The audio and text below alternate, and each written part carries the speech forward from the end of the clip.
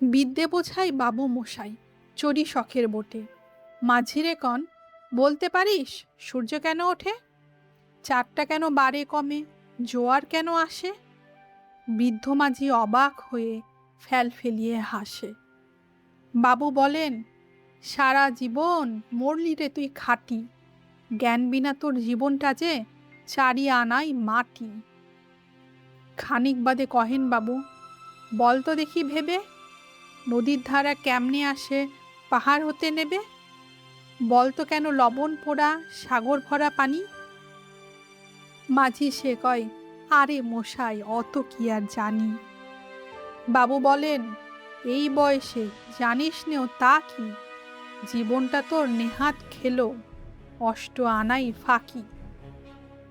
আবার ভেবে কহেন বাবু, বলতো রে বুড়ো, কেন এমন নীল দেখা যায় আকাশের ওই চূড়ো?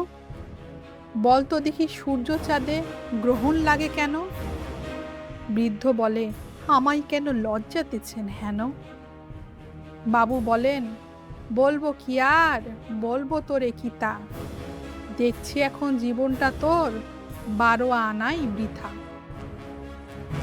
খানিক বাদে ঝড় উঠেছে, ঢেউ উঠেছে ফুলে। বাবু দেখেন নৌকোখানি ডুবলো বুঝি দুলে।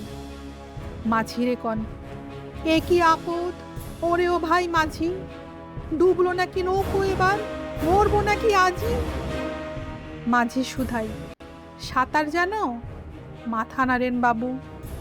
মূর্খ মাঝি বলে, মশাই এখন কেন কাবু, বাঁচলে শেষে আমার কথা হিসেব করো পিছে, তোমার দেখি জীবনখানা 16 আনাই মিছে।